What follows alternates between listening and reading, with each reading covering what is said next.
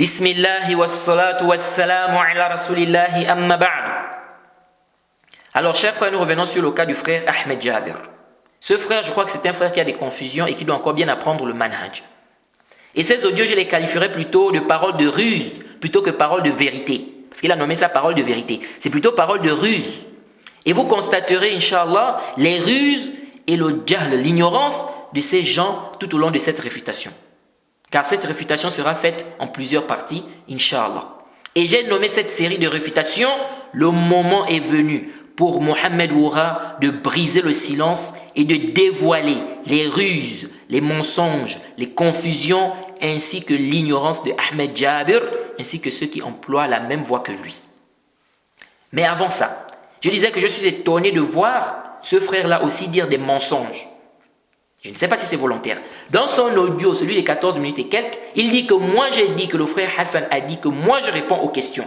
Et là, à partir de la 7e minute, 41e seconde, il dit « Tu as emmené la parole du cheikh Suleiman al-Ruhaili et tu n'as pas mentionné le masdar, c'est-à-dire la source. » Il dit « Ni la parole du cheikh Ubayd. »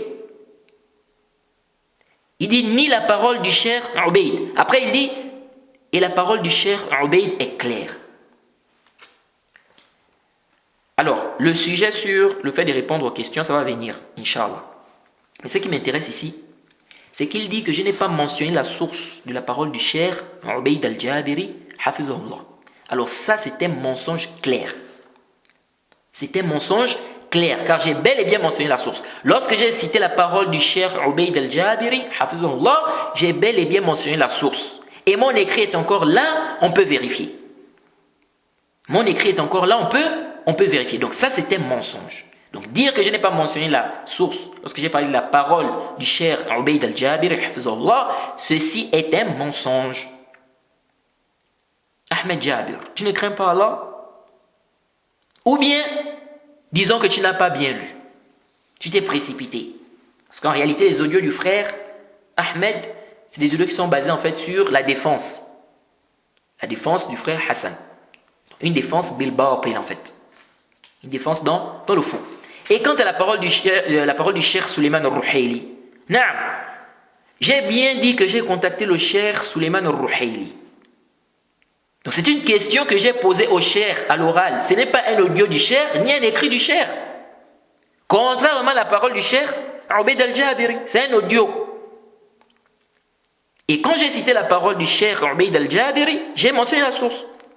Donc dire que je n'ai pas mentionné la source, quand j'ai cité la parole du cheikh Ubayd al-Jabiri, ceci est un mensonge. Cheikh Suleiman, c'est une question que j'ai posée au cheikh à l'oral. C'est une question que j'ai posée au cheikh. Ce n'est pas un audio du cheikh, ce n'est pas non plus un écrit du cheikh. Donc quand tu dis, je n'ai pas mentionné la source de la parole du cheikh Ubayd al-Jabiri, ceci est un mensonge. Et si tu me dis que tu n'as pas bien vu, ou bien tu n'as pas vu la source, alors tu t'es précipité. Tu t'es précipité à vouloir réfuter, alors que tu n'as pas pris le temps de bien lire le texte. Et si tu as bien vu la source, tu as lu, tu as vu, mais malgré ça tu dis je n'ai pas mentionné, ça veut dire que tu es un kazzab, ça veut dire que tu es un menteur alors. Alors le frère Ahmed Jabir, dans son audio, il dit que moi j'ai fait le tahdhir contre le frère Hassan à cause de son conseil, disant, prenons la science des ulama et laissons les petits.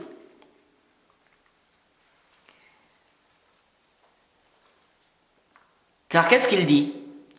Il dit, donc le frère Ahmed Jabir, il dit que le frère Hassan a dit que prenons la science des ulama et laissons les petits. Il dit, et toi tu prends ça pour faire le tahdhir. Donc il dit que moi, je prends ça pour faire le tahdhir. Donc j'ai fait le tahdhir. J'ai fait la mise en garde contre le frère à cause de ça. Vraiment, c'est étonnant. C'est vraiment étonnant. Regardez le talbis. Ahmed Jabir, je te pose une question. La première fois que tu m'as contacté, qu'est-ce que tu m'avais dit? Et qu'est-ce que je t'avais dit? Vraiment, c'est étonnant. Donc, quelqu'un dit, prenons la science des savants, délaissant les petits, ont fait un tahdir. Je vais faire un tahdir sur lui. Je vais faire une mise en garde contre lui. La première fois que tu m'as contacté, qu'est-ce que tu m'avais dit? C'était le 19 mars 2017. Tu m'as demandé ceci. Tu m'as dit que tu es au Soudan. Et tu veux que je t'éclaircisse concernant une question. Tu m'as dit concernant notre cher Salih Suhaimi. C'est comme ça que tu m'as dit. Concernant notre cher Salih Suhaimi. Tu m'as dit, car vous avez lu une parole du cher Mohammed ibn Hadi et cher Ubaid, mais maintenant, vous ne savez pas comment vous allez vous comporter vis-à-vis de lui. C'est-à-dire, cher Salih Suhaimi. Tu m'as demandé, maintenant il a été critiqué d'une critique détaillée, de telle sorte qu'on ne peut plus profiter de lui. Comment on doit se comporter vis-à-vis de lui? Est-ce qu'on peut lire ses livres et profiter de ça, ou on délaisse totalement? Voilà ta question. Qu'est-ce que je t'avais dit? Masha'Allah, maintenant on revient vers les étudiants, on est revenu vers les savants. Déjà, j'avais mis du temps à te répondre. Parce que tu m'envoies un message, tu me dis que tu es au Soudan, et tu envoies ça en arabe, mais je me dis, mais celui-là, il peut contacter les savants. Alors, tu m'as envoyé le message le 19 mars 2017. Je t'ai répondu le 24 mars 2017, lorsque tu as insisté. Parce que tu m'as encore écrit, tu m'as dit comment tu vas mon frère. J'attends ta réponse jusqu'à présent. Qu'est-ce que je t'avais dit, Ahmed? Je t'ai dit, il faut t'attacher aux grands savants connus, ceux dont il n'y a aucun doute sur leur manhaj. Je te donne des exemples. Je t'ai dit comme Sheikh Al-Fawzan, Sheikh Bin Baz, Sheikh Al-Uthaymin, Sheikh Al-Albani. Je t'ai dit, suis les savants dont il n'y a aucun doute sur leur manhaj, comme Sheikh Ubaid al-Jabiri, Sheikh Mohammed ibn Hadi, Sheikh Abdul Bukhari, Sheikh Rabi', et ils sont nombreux. Et je t'ai dit que Sheikh Salih al-Suhaimi, il y a des choses qui ont été reprochées, principalement sa défense pour Ibrahim al-Ruhail. Voilà ce que je t'avais dit. Voilà ce que je t'avais dit. Et tu m'as fait 2 messages après, donc le 2 mai 2017. Donc après la conversation précédente.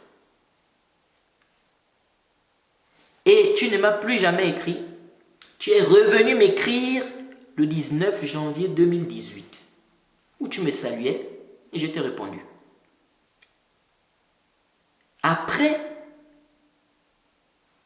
tu m'as réécrit le 19 janvier 2018. C'est là où tu es venu me voir concernant la mise en garde que j'ai faite par rapport au frère Hassan. Comment tu peux dire que je fais le tahdir, la mise en garde contre le frère, parce que le frère dit prenons la science des savants, délaissons les petits. Ça, c'est vraiment étonnant. Quelqu'un dit prenez la science des savants, délaissez les petits. On fait le tahdir sur lui. N'est-ce pas moi qui t'avais donné le conseil de prendre des savants, de suivre les savants, de suivre les grands savants? Donc si ça nécessitait une mise en garde, alors je crois qu'on doit me faire une mise en garde.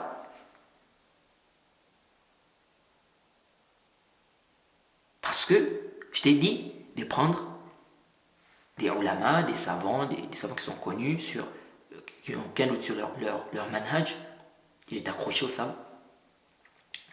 savants. Donc comment quelqu'un va dire prenez la science des savants, de laisser les petits, on va faire un tahdir sur lui. Et ma mise en garde encore là. On peut bel et bien voir les raisons de la mise en garde. Je n'ai pas fait la mise en garde parce qu'il a dit, prenez la science des savants, délaissez les petits. Là, pourquoi vous ne dites pas réellement les raisons de la mise en garde? Pourquoi vous mélangez ça? Pourquoi vous faites un talbis? Pourquoi vous n'expliquez pas réellement la chose comme elle doit être expliquée? Et moi, combien de gens m'ont déjà questionné? Je leur dis, écoutez les savants, revenez aux savants, accrochez-vous aux savants. Combien de gens? Comment quelqu'un va dire, prenez la science des savants, laissez petit, on va faire un tahdir sur lui?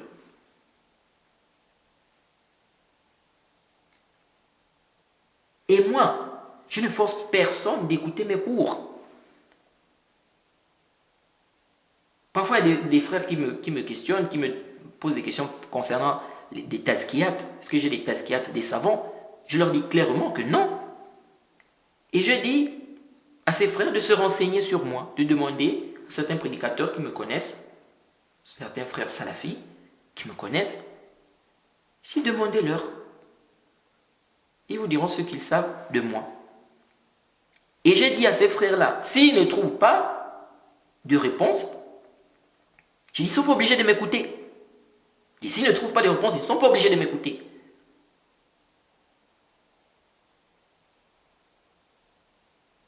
Ils ne sont pas obligés de m'écouter. Parce que à la base, même, tu ne prends pas la science d'un inconnu. Tu dois te renseigner sur la personne. Donc si la personne, tu ne connais pas son manhaj, la personne est inconnue, tu ne prends pas de cette personne. Donc moi, je ne force personne d'écouter mes cours. Donc quand tu viens pour dire que moi, je fais un tahdir au frère, parce que le frère a dit de prendre la science des savants et de laisser les petits, ça c'est ridicule. Alors que moi-même j'étais conseillé de prendre la science des ulama, des savants, des grands savants, dont il n'y a aucun doute sur leur manhaj. J'ai fait le tahdir, j'ai fait la mise en garde contre le frère par rapport au mensonge et par rapport au fait qu'il soit ignorant. C'est un ignorant. Et les gens reviennent vers lui pour des orientations. Alors qu'il fait partie des awam. Même ceux qui le défendent disent qu'il fait partie des awam. Quelqu'un m'a même dit, pourquoi tu avais fait une mise en garde contre lui? Il fait partie des awam. Quelqu'un qui fait partie des awam. Tu rentres dans des questions de jarh wa ta'dil. C'est toi qui dis aux gens, écoutez cela, n'écoutez pas cela. Tu as quel ilm? Lui, il devait plutôt orienter les gens vers les savants, les grands savants, ou les grands étudiants, comme il dit. Il devait mettre ça en application. Il fait partie des awam. On vient te poser la question comme ça, sur tel ou tel prédicateur. Ou bien, voilà, on t'a présenté tel ou tel prédicateur.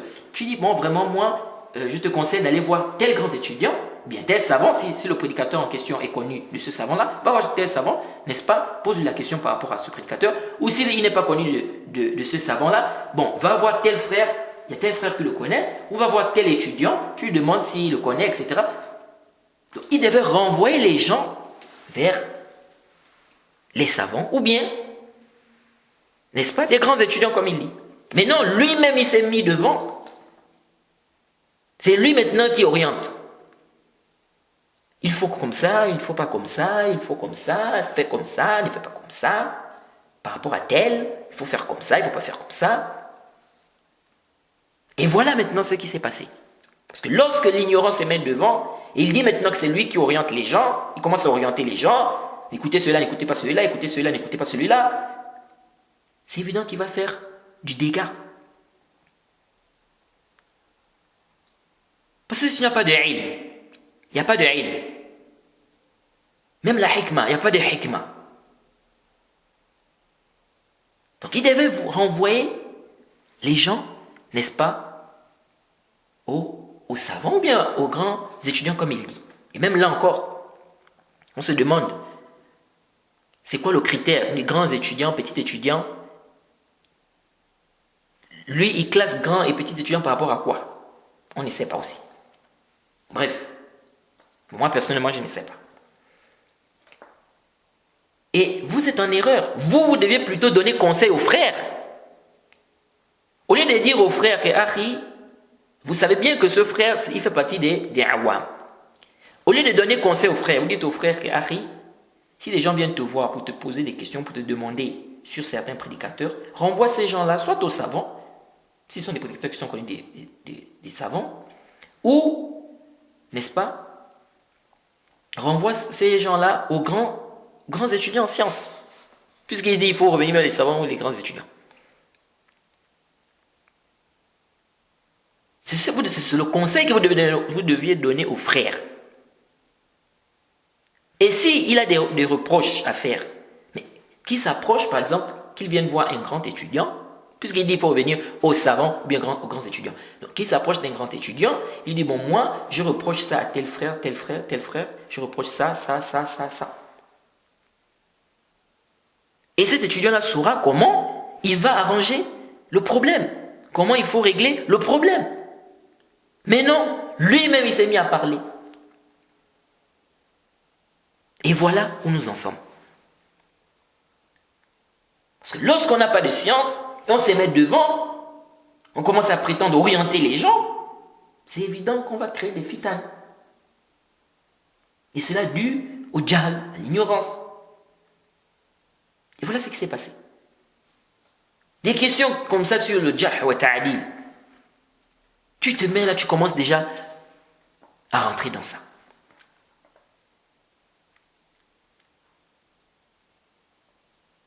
Et c'est pas tout celui qui est salafi qui est apte à orienter les gens.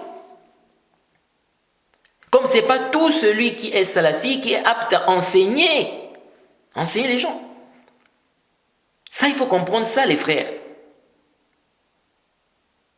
Le frère doit se mettre à sa place et chacun doit se mettre à sa place. Donc vous devez plutôt donner conseil aux frères que quand les gens viennent comme ça pour te voir sur ce genre de questions-là, ça c'est pas des petites questions. Des questions qui ont même un rapport avec l'honneur du musulman. Donc, des gens viennent te voir comme ça pour ce genre de questions, envoie ces gens-là soit aux savants, soit aux étudiants. Mais toi-même tu commences à donner ton hukm, tu commences à parler.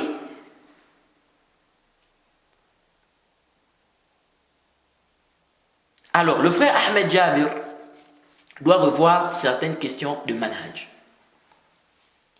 Il ne faut pas être pressé, les frères.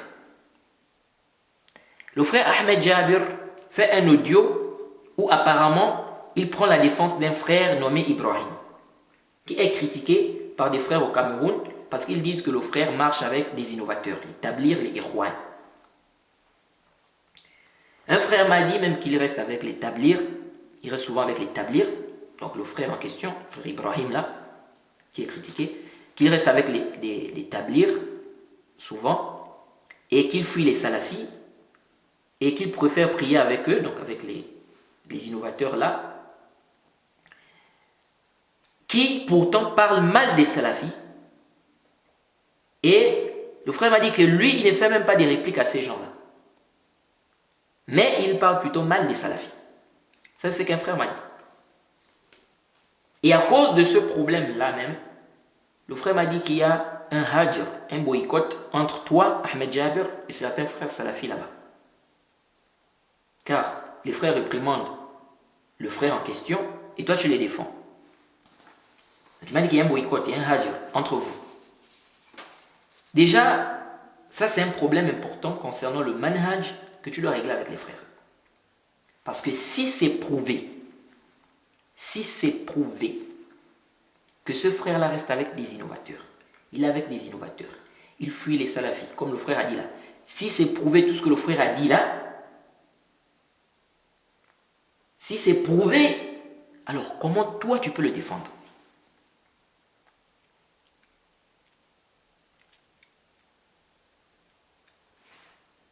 Alors, lorsque j'ai dit au frère Ahmed Jabir qu'il défend quelqu'un qui est critiqué par les frères au Cameroun, et la critique des frères, c'est sur une question manhaji.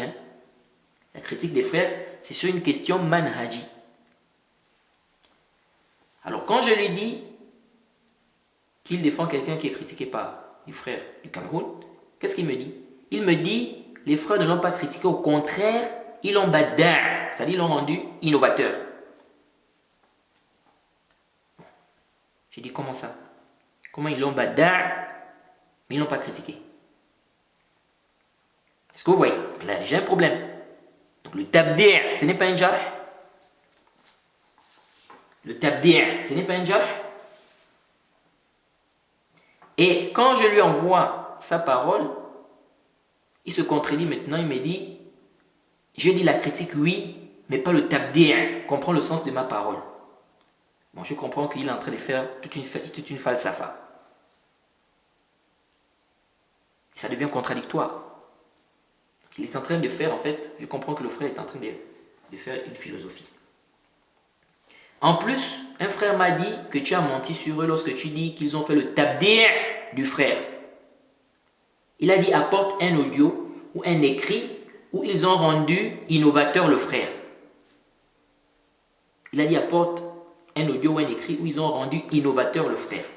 Une chose est sûre, soit c'est toi qui mens en disant que les frères ont fait le tabdi', donc ils ont rendu innovateur en généralisant donc les frères, soit c'est le frère qui ment en disant qu'ils n'ont pas fait le tabdi' du frère, c'est-à-dire qu'ils n'ont pas rendu le frère innovateur.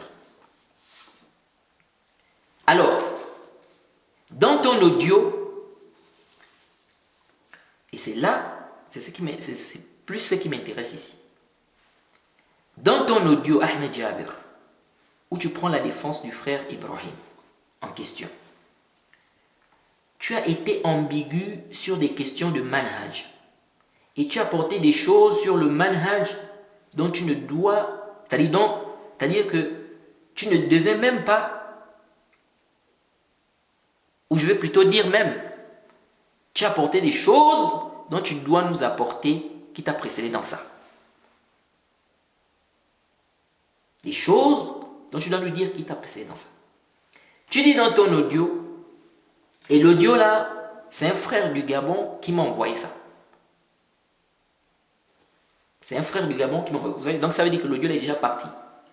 C'est un frère du Gabon qui m'a envoyé ça, dans le but que je puisse en profiter. Et j'ai même demandé au frère, est-ce que tu connais ce frère-là? Il m'a dit pas spécifiquement. Et j'avais même réprimandé ce frère-là ce jour-là en disant que, attention, il ne faut pas prendre la science des inconnus. Et à ce moment-là, je ne savais même pas que c'était toi, dans l'audio là. Alors tu dis en t'adressant au frère,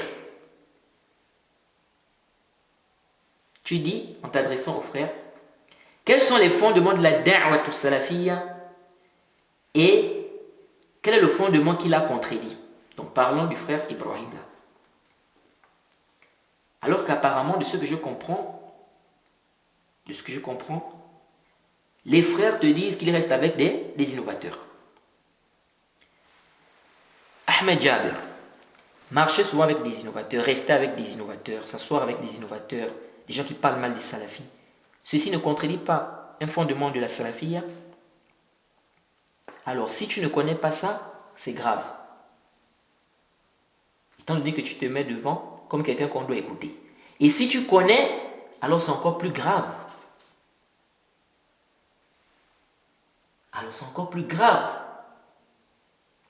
À moins que tu dises que les frères, c'est-à-dire tout ce que les frères disent là, c'est du mensonge.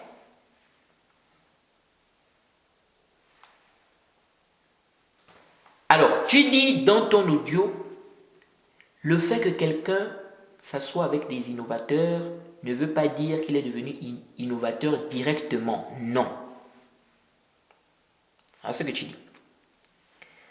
Alors, là, on peut voir que tu es en train de faire comprendre aux frères qu'ils ne doivent pas se précipiter dans le tabdi'. Ça, c'est vrai. Mais là, quand j'écoutais ça, avec ta défense, la défense que tu fais pour le frère, j'ai commencé à voir que ça commençait à être ambigu. Et là, qu'est-ce qui se passe? Là, le frère Ahmed Jabir cite une parole de l'imam al-Barbahari. Il dit que l'imam al-Barbahari a dit, si vous voyez quelqu'un s'asseoir avec un innovateur, appelez-le enseignez-lui.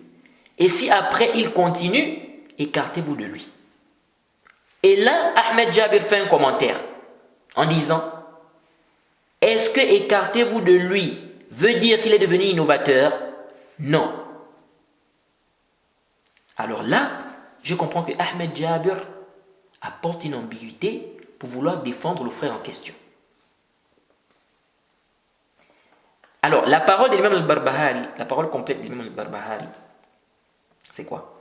Il dit, فَإِذَا رَأَيْتَ الرَّجُلَ يَجْلِسْ مَعَ أَهْلِ الْأَهْوَاءِ فَاحْذَرْهُ وَعَرِّفْهُ فَإِذَا جَلَسَ مَعَهُمْ بَعْدَمَا عَلِمَ فَاتَّقِيهِ فَإِنَّهُ صَاحِبُ هَوَى.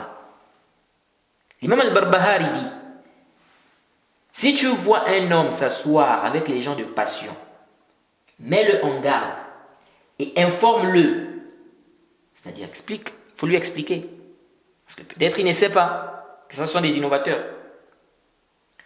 Il dit, s'il continue à s'asseoir avec eux, après avoir su, prends garde à lui, car c'est quelqu'un de passion, un adepte de passion. Donc, Ahmed Jabir n'a pas apporté cette partie-là.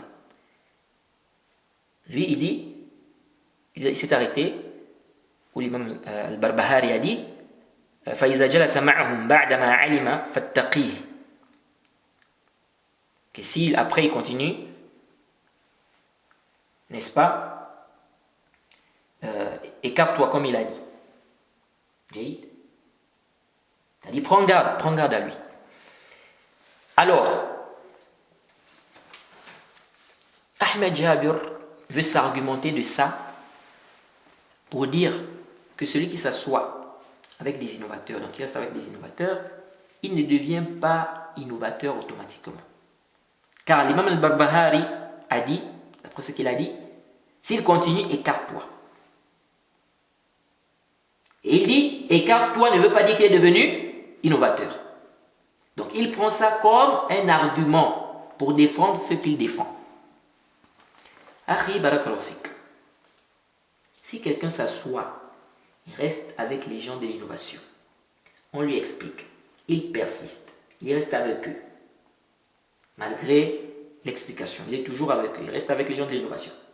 Qu'est-ce que les salafs disent de cette personne? Qu'est-ce que les savants disent de cette personne?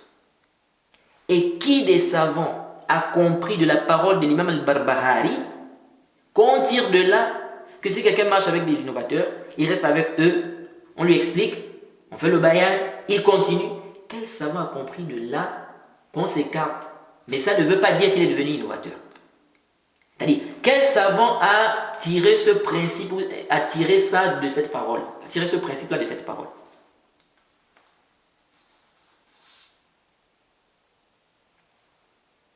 Tu apportes aux frères des ambiguïtés. Tu apportes aux frères des ambiguïtés, Harry.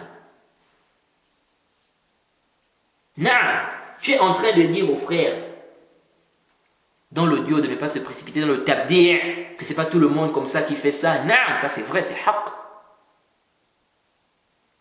Les frères ne doivent pas se précipiter. C'est pas tout le monde qui va rentrer dans ça comme ça, faire le tabdi', etc. Non, ça c'est haq, ça c'est vrai. Mais lorsque tu apportes aux frères des ambiguïtés pour pouvoir défendre celui que tu défends, là c'est un problème, Harry.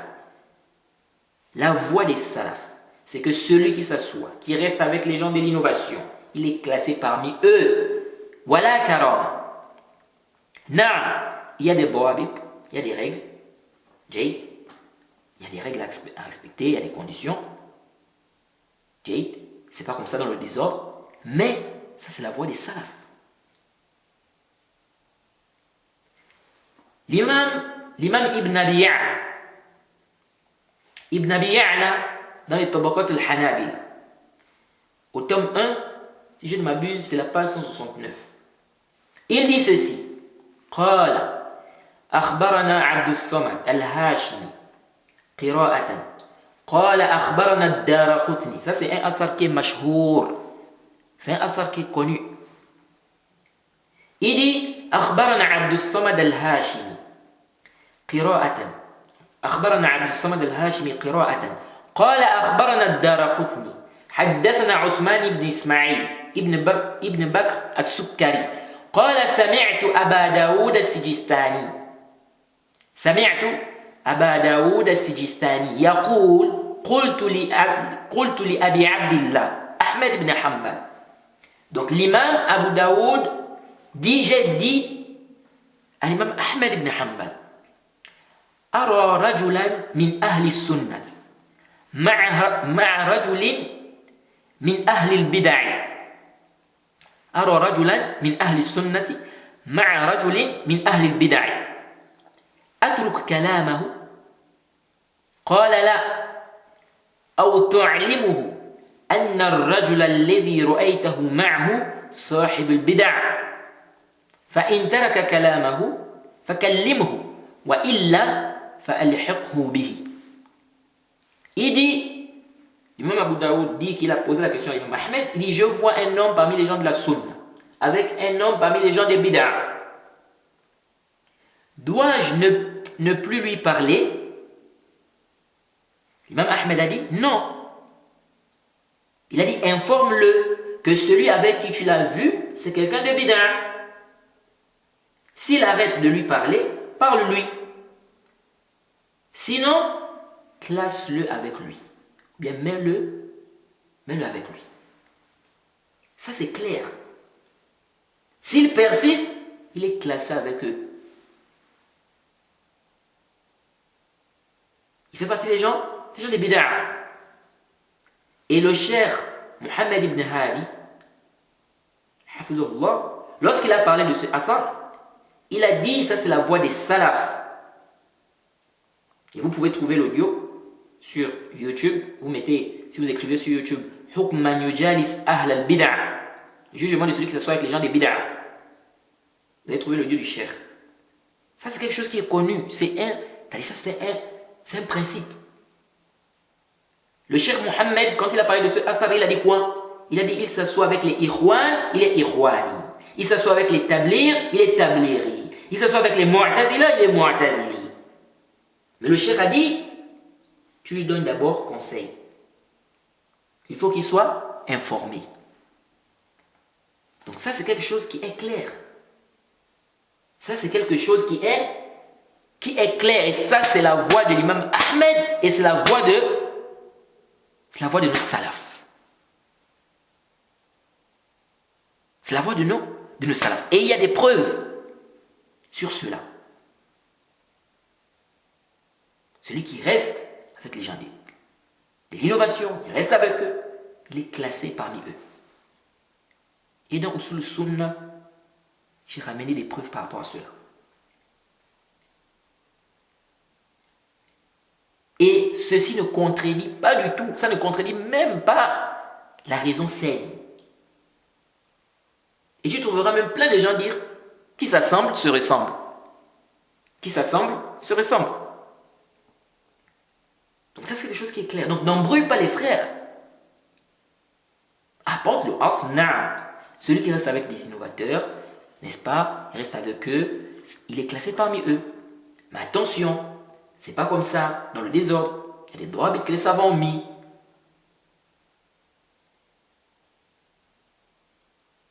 Mais tu n'embrouilles pas les frères comme tu as fait là. Ça, c'est embrouiller les frères. Apporter des ambiguïtés aux frères. Non, il ne faut pas se précipiter.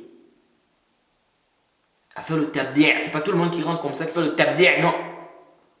Il y a des règles. Il y a des droits qu'il faut prendre en considération. Non. Mais n'apporte pas le batil pour refuter le batil. Si tu veux refuter le batil, tu ne refutes pas le batil avec le batil. Comme disait Cheikh Abdel Bukhari, hafizahullah. On ne refute pas le batil avec le batil.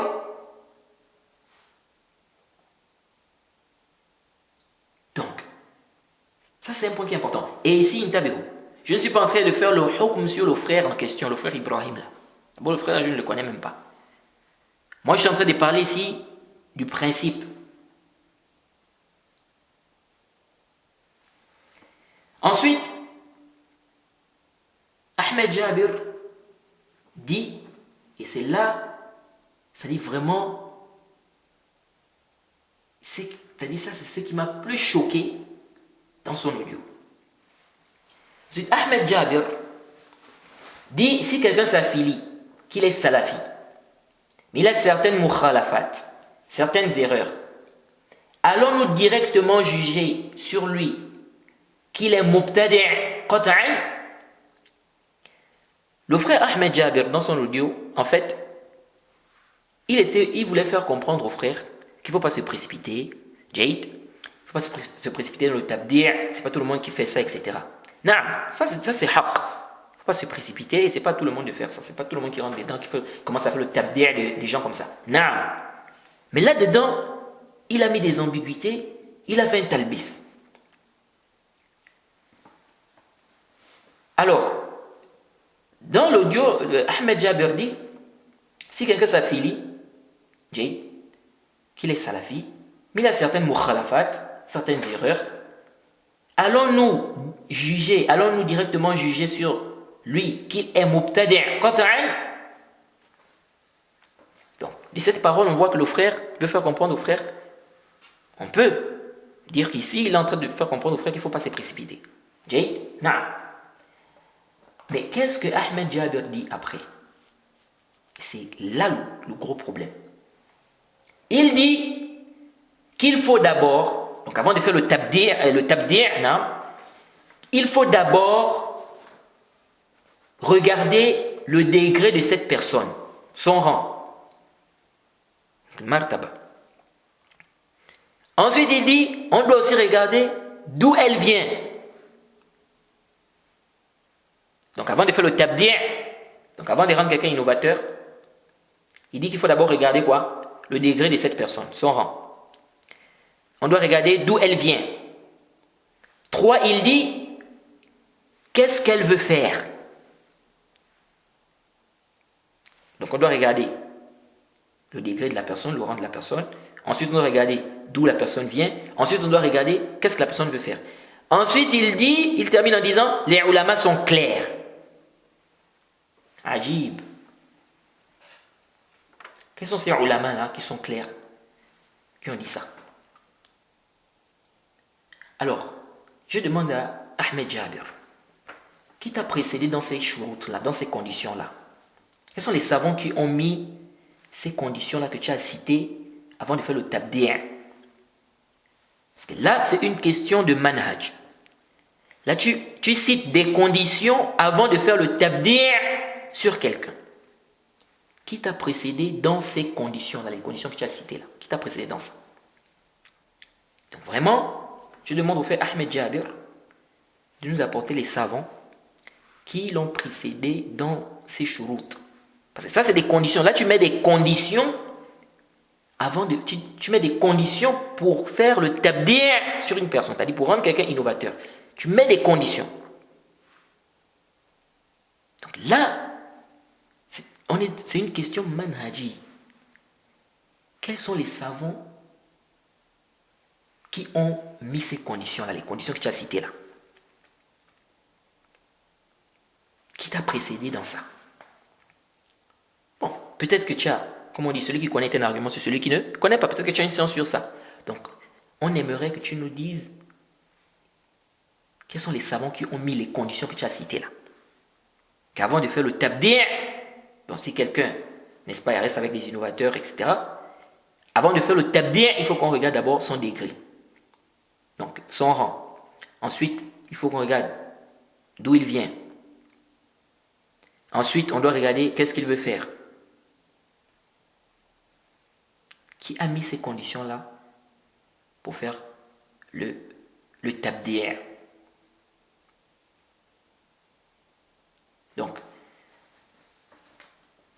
si quelqu'un contredit un fondement, parmi les fondements des gens de la sunna, comme le fait de rester avec des innovateurs, de s'asseoir avec des innovateurs, de rester avec des innovateurs, donc avant de faire son tabdi', on doit d'abord regarder son rang. Ensuite, on doit regarder il vient d'où. Ensuite, on doit regarder qu'est-ce qu'il veut faire. Qui a mis ça comme condition? Vraiment, il faut que tu nous expliques cela. Si il y a des savants qui t'ont précédé dans ça, qui ont mis ça comme condition, vraiment, on a besoin de qui sont ces savants-là. Et si aucun savant ne t'a précédé dans ça, c'est une invention de ta part, alors il faudra que tu reviennes sur cela. Parce que l'audio là, je pense que c'est parti, parce que c'est un frère du Gabon qui m'envoie ça.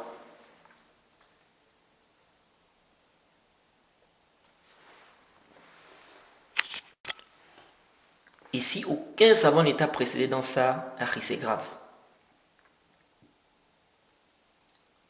Parce que, vraiment, ça c'est le tashwish que tu as apporté aux frères. Et voilà, lorsque les gens ne veulent pas rester à leur place, voilà ce qui se passe.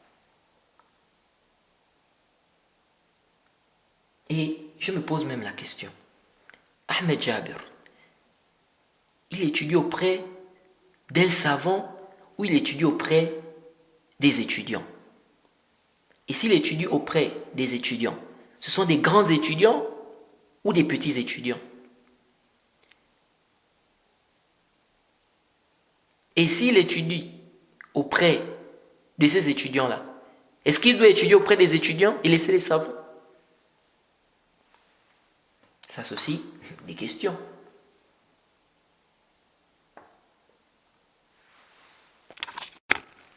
Et Ahmed Jabir dit que moi, je veux créer la fitna entre les salafis. Non, c'est vous qui voulez créer la fitna, c'est pas moi. Vous ne voulez pas rester à votre place.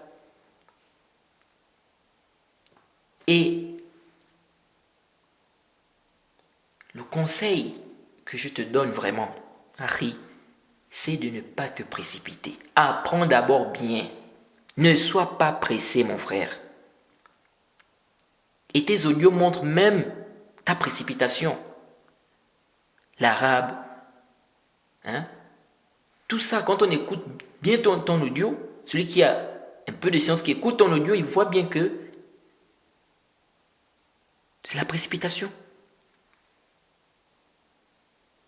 Pourquoi tu te précipites? Et il y a même un frère qui m'a dit, un frère du Cameroun qui m'a dit que tu te précipites.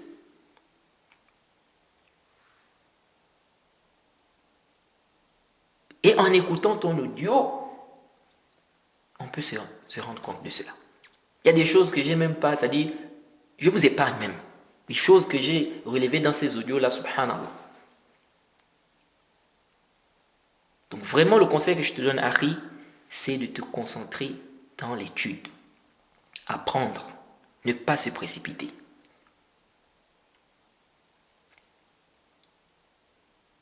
Et s'il y a un problème, voir les savants. Voir les savants.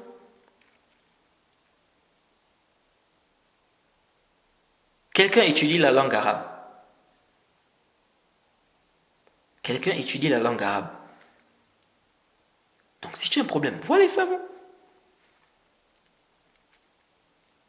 Et aussi, prendre conseil auprès de ceux-là qui sont déjà sur le terrain, qui sont sur la da'wa, qui font la da'wa depuis. Mais c'est pas de vous-même comme ça, vous vous précipitez, vous commencez, voilà, l'autre sort là-bas, il dit ceci, l'autre là-bas sort, il dit cela. Alors que vous n'êtes même pas encore apte. Vous avez plein de carences. Donc ne nous précipitons pas. Allons-y doucement, doucement. Jade. Donc vraiment le conseil que je te donne, Harry, vraiment ça c'est un conseil. Ne te précipite pas. Apprends d'abord bien. Apprends d'abord bien. Alors je vais m'arrêter ici pour cette deuxième partie et je demande qu'Allah nous facilite et qu'il nous maintienne sur la vérité et qu'il montre la vérité à ceux-là qui, n'est-ce pas, n'ont pas encore vu la vérité. Wa subhanaka Allahumma wa bihamdik wa ashhadu an la ilaha illa anta astaghfiruka wa atubu ilayk.